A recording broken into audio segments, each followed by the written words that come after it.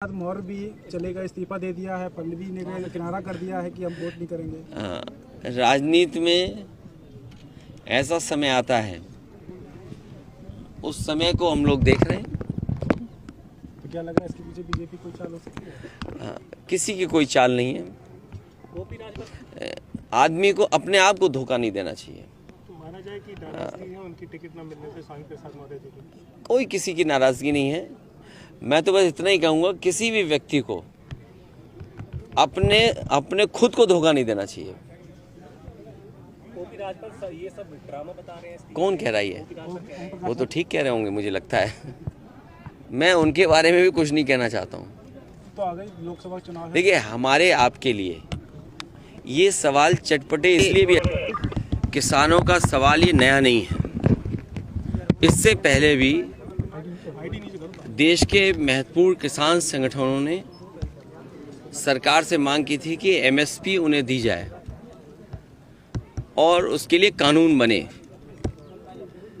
3 काले कानून जिस सरकार ने बनाए हों, 800 से ज़्यादा किसानों ने जान दे दी हो, और जब चुनाव आया तो सरकार ने स्वीकार किया और तीनों काले कानून वापस ले लिए। वही बात फिर उठी है। किसान एमएसपी चाहते हैं और एमएसपी का कम से कम कानूनी अधिकार किसानों को मिले, तब जब आपने स्वामीनाथन जी को भारत रत्न से सम्मान दिया है। अगर आप एक तरफ तो स्वामीनाथन जी को भारत रत्न से सम्मान कर दे रहे हैं, वहीं देश के सबसे बड़े किसान नेता चौधरी चरण सिंह जी उनको भारत रत्न दे रहे हैं, तो आखिरकार आप किसानों को क्यों भूल रहे हैं? एक तरफ जहां आप भारत रत्न दे रहे हैं, उसके साथ साथ आपको किसानों के लिए एमएसपी दे देना चाहिए और कानून बना करके उन्हें एमएसपी किसानों को मिले।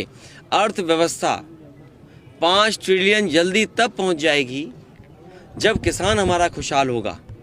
हमारा जितना किसान खुशहाल हो जाएगा, उतनी ही रफ्तार से 5 ट्रिलियन नहीं और ऊपर इकोनॉमी चली जाएगी।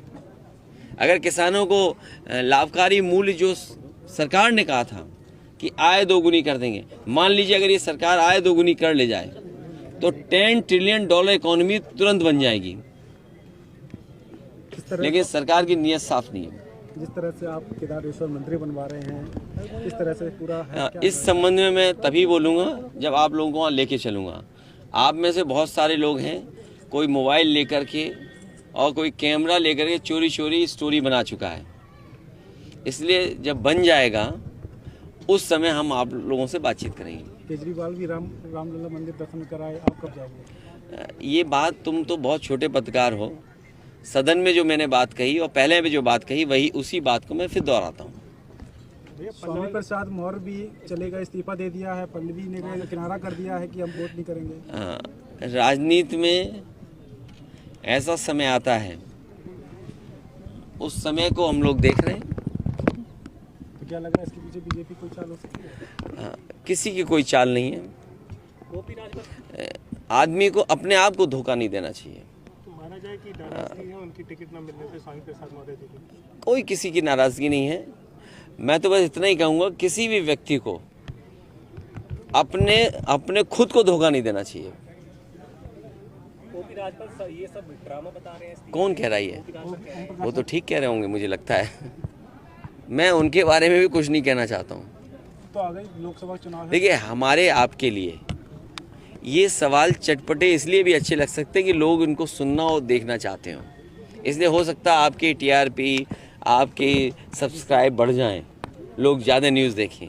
उससे महत्वपूर्ण है कि जब देश का किसान सरकार के खिलाफ खड़ा है और सरकार हर हथकंडा अपना रही है जिससे किसानों की आवाज़ दबाई जा सके। क्या लोकतंत्र में ये व्यवहार किसानों के लिए होना चाहिए कि कील लगा दें, पानी की बौछार कर दें, आंसू गैस गोले चलवाएं, प्रशासन से सख्ती करें? आप किसानों को एमएसपी क्यों नहीं देते हो? इसीलिए मैंने कहा कि अगर आप जो किसानों को भरोसा दिलाया था कि आय दोगुनी कर देंगे, आय दोगुनी जिस दिन हो जाएगी किसानों की, भारत की अर्थव्यवस्था जिसको आप 5वां स्थान दे रहे हैं, हो सकता है पहला स्थान भी बन जाए। जिस दिन किसान आर्थिक रूप से मजबूत हो जाएगा, उसी समय देश भी मजबूत दिखाई देगा और अर्थव्यवस्था भी अभी 5 के अंदर है, बाद में 2 के अंदर पहुंच जाएगी। अबू धाबी में पीएम मंदिर का उद्घाटन करने जा रहे हैं, किस तरह से देख रहे हैं? दुनिया में जो ये मंदिर बन रहे हैं कोई नए नहीं हैं, और अगर आप आज के ज़माने में गूगल या और तरीके से जानकारी हासिल करोगे तो भगवान श्री कृष्ण के सबसे ज़्यादा दुनिया में मंदिर हैं। भगवान श्री कृष्ण के अमेरिका में, यूरोप में, रशिया में या दुनिया के कोने कोने में मंदिर हैं। भगवान श्री कृष्ण बहुत पहले दुनिया में चले गए थे, वहाँ पहुँच गए थे। भैया, जिस तरह चुनाव से पहले भारत बांटे जा रहे हैं, दिए जा रहे हैं, क्या लगता है ये चुनाव से पहले सौदेबाजी हो सकती है? हाँ, हो सकता है। अगर आपका चैनल अच्छा हो तो आपको भी भारत रत्न कभी मिल जाए। आप भी बीजेपी की तरह काम करो तो बहुत जल्दी आप देखेंगे कि किसी चैनल को भारत रत्न मिल गया, और भारत रत्न ये चैनल, भारत रत्न ये चैनल, हो सकता है आप लोगों को मिल जाए।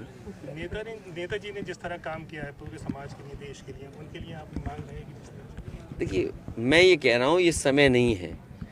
ये पार्टी कार्यकर्ता और उनके समर्थन सहयोगी, क्योंकि जो बात मैं अभी कह रहा हूँ कि चैनल के लिए भारत रत्न, फिर मैं जो आपके सवाल का मैं जवाब दूँ तो मैं ही उलझ जाऊँ, इसलिए उलझाइए मत। आपके चैनल को बहुत जल्दी भारत रत्न मिलेगा।